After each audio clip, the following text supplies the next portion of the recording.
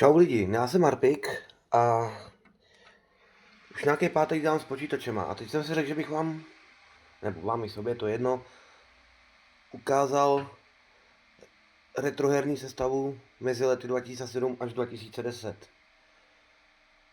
Je to takhle, jak se říká, na punk, jenom na caseu, starým, zdroj normálně, no prostě na punk. Bude se to tunit, bude se v tom měnit procesor a tak dále a tak dále. Teď nám chvilku trvá první puštění, ostatně jako vždycky. Zatím se nic neděje, zatím se nám to jen točí všechno.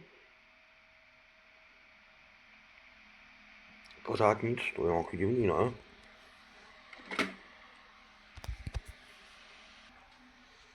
No, už nám to začalo něco dělat.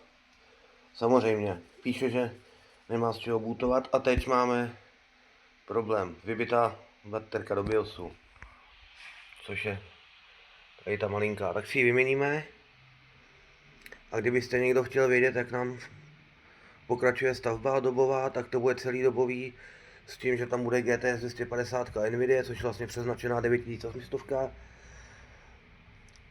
Budeme mít i Asus Screen, Asus grafiku, no prostě jsem Asusák, takže tak. A 4-jádrový Core 2 Quad tam bude, 4 nebo 8 GB ramek, to ještě nevím. 120 s XP, obyčejná plotná, terovej na data a k tomu bude SSD na Windows Vista, pokud je seženu, pokud je neseženu, dám tam sedmičky.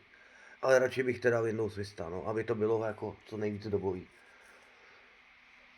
Samozřejmě, pokud tohle video bude mít jako aspoň nějaký trošku menší úspěch, tak pak nemám problém i dělat videa z toho, jak se to skládá a po případě samozřejmě i potom streamy z těch starých dobrých her, jako je třeba Return to Castle Wolfenstein, Call of Duty 1, Need for Speedy, Underground 1, 2 a takovýhle ty staré hry. V případě XPček by mi na to měly ty dosové hry, kterých já mám fakt hodně moc, takže na XPčkách by nám jít měli, takže pak si můžeme hrát i dosové hry.